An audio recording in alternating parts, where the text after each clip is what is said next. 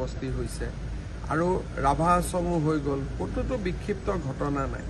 গতিকে তেওঁলোকে যদি কিবা ক'ব পাৰে, তেওঁলোকে কৈছে যে অমুক জেগাত অমুক হৈছে, তো ইমান অসমত 22,000 গাঁও আছে, তাৰ ভিতৰত তেওঁলোকৰ উদাহৰণ দিয়ে এটা নহ'লে দুটা।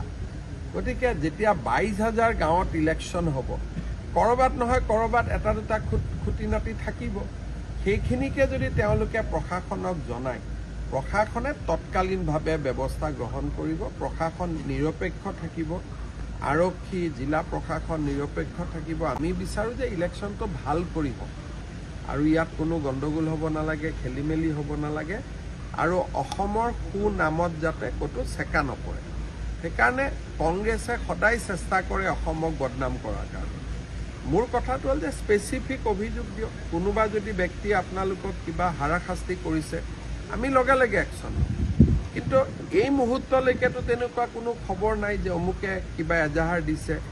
প্ৰদ্যুৎ বৰদলৈ আৰু ভূপেন বৰাই DGPক কৈছে, কিন্তু কেণ্ডিডেট কোনেওতো ক'তো এজাহাৰ দিয়া নাই। যদি কিবা এজাহাৰ দি আমি তৎকালীন ব্যৱস্থা হাতত ল'ম।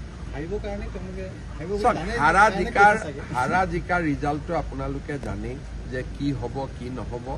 গতিকে তাত বহুত গৈ লাভ নাই। মইতো বিচাৰোঁ যে তেওঁলোকে একত্ৰিত হৈ নিৰ্বাচনটো ভালকৈ খেলক। প্ৰতিদ্বন্দ্বিতা হ'লে আমিও গম পাম বিধানসভা ইলেকশ্যনৰ আগত যে আমি ক'ত থিয় হৈ আছোঁ। আমিও জানিব লাগে যে আমাৰনো আজি লোকসভা হৈ গ'ল, প্ৰায় এটা বছৰ হ'ব, বিধানসভা ইলেকশ্যন এটা বছৰ পিছত আছে। গতিকে বিজেপিয়ে বিচাৰে যে পঞ্চায়ত ইলেকশ্যনটো এনেকৈ হওক যাতে আমিও মানুহৰ মনৰ এটা কিনো চিন্তাধাৰা তাক আমি বুজি পাওঁ, আৰু আমি তেনেকৈ আগবাঢ়ি গৈছোঁ।